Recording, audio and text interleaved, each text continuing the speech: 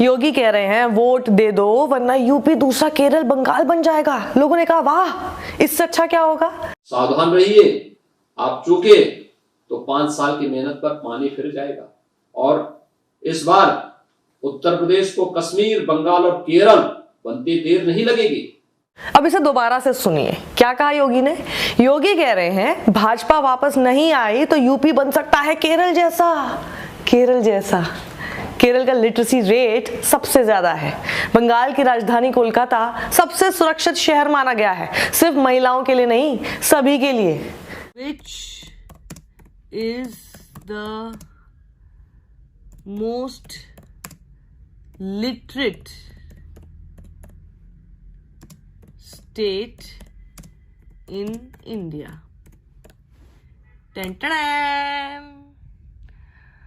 पहले ही आ गया था केरल लिखा हुआ।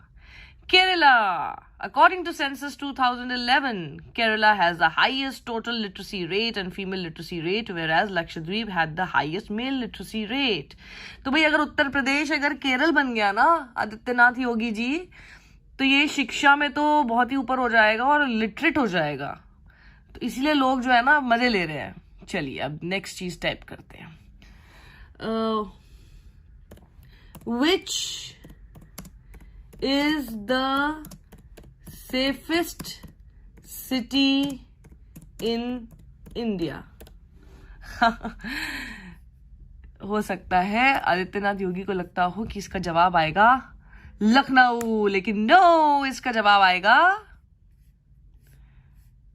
which is the safest city to live in India? Kolkata. Kolkata is considered the safest city in India for females as well as one of the safest in the world.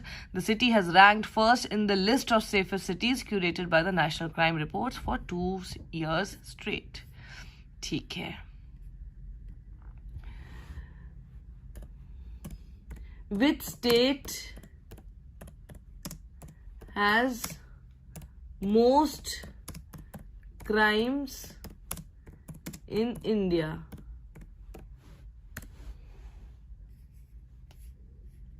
In terms of the absolute number of crimes in 2018, Uttar Pradesh reported the most. Maharashtra, after topping the list over the previous 4 years, Kerala dropped to the 3rd position in absolute numbers, accounting for 10.1%. तो ये तो क्या दिखा रहा है Yogi ji? NCRB का data क्या कह रहा है?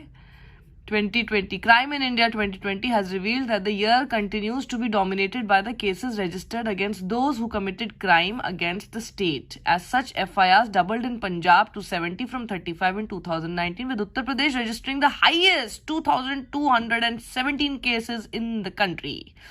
Oops, ये क्या हो गया? तो फैक्ट चेक हो गया। तो आप डरा रहे हैं यूपी कहीं केरल ना बन जाए। लोग ऐसा डर महसूस करने के लिए मरे जा रहे हैं। लोग कह रहे हैं बहुत अच्छा होगा ये। अब थोड़े दिन पहले ही योगी आदित्यनाथ ने सीएम की मर्यादाएं लांघते हुए निचले स्तर की भाषा का इस्तेमाल करके दिल्ली के मुख्यमंत्री अरविंद केजरीवाल को ट्वीट किया और लिखा, सुनो केजरीवाल, बिल्कुल इसी अंदाज में।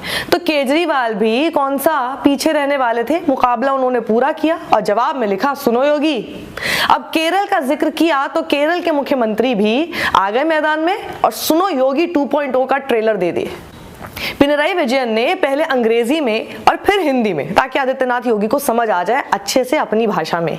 अगर यूपी केरल जैसा हो जाता है जिसका डर योगी आदित्यनाथ को है, तो देश की सर्वश्रेष्ठ शिक्षा एवं स्वास्थ्य सुविधा, समाज कल्याण, उच्च जीवन स्तर और सौहार्दपूर्ण समाज को यूपी में स्थापित किया जा सकेगा, जहां जाति और धर्म के नाम पर लोगों की हत्या नहीं होगी। यूपी की जनता यही चाहती है। और ये सबसे खास लाइन थी, जहां जाति और धर्म के नाम पर लोगों की हत्याएं नहीं होंगी। योगी आदित्यनाथ जी, आपके ऊपर तंज है। और मुझे पता है आपका ध्यान अभी और दिलचस्पी भी अब ये जानने में ज्यादा होगी कि बंगाल की मुख्यमंत्री ममता बनर्जी, जो ऐसे मामलों में तो वैसे भी चुप नहीं रहती, पीछे नहीं रहती, उनका क्या जवाब आया है। तो रुकिए, मैंने भी उसी तरह से बहुत खंगाला पर मिला नहीं। आई एम श्योर आएगा जरूर। वो चुप तो नहीं रहेंगी, लेकिन जब तक मैं ये रिकॉर्ड कर रही हूं तब तक नहीं आया है। तो आइए इस बीच आपको बताती हूं ट्विटर पर लोग कैसे इस बयान की फिरकी ले रहे हैं। देखिए, आप लोग कह रहे हैं भैया यूपी में ऐसा कौन सा शहर होगा जहां पर उस तरह का हमें बीच वाली फीलिंग केरल वाली मिल जाएगी। चलिए अब खबरों में आगे बढ़ते हैं और आपको बताते हैं आज की एक और दुखद खबर, और वो ये है कि अजय मिश्रा टेनी का बेटा आशीष मिश्रा, जी हाँ वही आशीष मिश्रा, मोनू मिश्रा नाम से भी मशहूर है अपने इलाके में, जिसने किसानों को अपनी थार गाड़ी के नीचे रौंद दिया था, उसे जमानत चुनावों के बीच मिल गई है। और उससे पहले कुछ दिन पहले आपको याद होगा कि राम रहीम को भी पैरोल पर छोड़ा गया चुनावों से ठीक पहले ही। क्या ये दोनों ही घटनाएं आपको एक जैसी सी नहीं लग रही हैं? अब जयंत चौधरी का इस पर ट्वीट देखिए। उन्होंने ट्वीट करके कहा, 4 किसानों को रौंदा, 4 महीनों में जमानत। वहीं आज एक रैली के दौरान पीएम मोदी पर जमकर बरसी हैं प्रियंका गांधी इसी मुद्दे पर। उन्होंने कहा कि मंत्री से इस्तीफा नहीं लिया, मंच पर वो साथ खड़ा होता रहा और आज किसानों को रौंदने वाले बेटे को जमानत मिल गई, अब वो खुलेआम घूमेगा। इस खेल को समझिए। इनके मंत्री के पुत्र ने 6 किसानों को कुचला, क्या उसने अपना इस्तीफा दिया? हमारे प्रधानमंत्री जी बहुत नेक हैं, सब कहते हैं बहुत अच्छे हैं, बहुत नेक हैं, तो उन्होंने इस्तीफा क्यों नहीं मांगा? इस्तीफा क्यों नहीं मांगा अपने मंत्री से? क्या देश के प्रति कोई नैतिक जिम्मेदारी नहीं थी उनकी? आज उस लड़के को जमानत मिली है, थोड़े ही दिनों में खुल के घूमेगा फिर से, जिसने आपको कुचल डाला।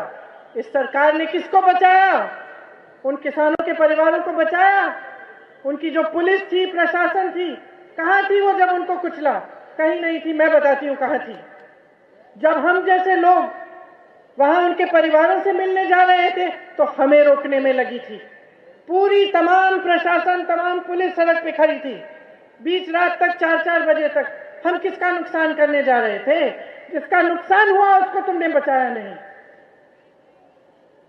जिसने नुकसान किया उसका बाप तुम्हारे साथ स्टेज पे खड़ा होता है आज भी। एक प्रधानमंत्री, एक सरकार की एक नैतिक जिम्मेदारी होती है अपने देश के प्रति। उस जिम्मेदारी को निभाना उसका धर्म होता है। हर धर्म से ऊपर होता है वो धर्म। और जो नेता, जो प्रधानमंत्री, जो सरकार उस धर्म को निभाना नहीं जानती, उस सरकार को नकारो।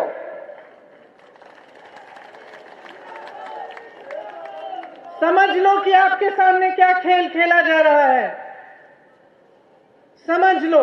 तो आज क्योंकि वेस्टर्न यूपी में पहले चरण का चुनाव हुआ है, उसकी पोलिंग हुई है और कई जगहों से ईवीएम खराब होने की और धांधली की भी खबरें सामने आने लगी लोगों के आरोप के मुताबिक। बागपत की खबर आपको दिखाते हैं, जहां जैन गर्ल्स डिग्री कॉलेज के बूथ नंबर 245 पर दूसरी बार हुई मशीन खराब और आक्रोशित होकर जो महिलाएं हैं वो वहां पर धरने पर ही बैठ गई। आगरा के एक वोटर ने आरोप लगाया कि वोटर तो बाहर है और अंदर वोट कोई और डाल रहा है। ये देखिए आप। आपका राम प्रकाश, क्या समस्या आपकी?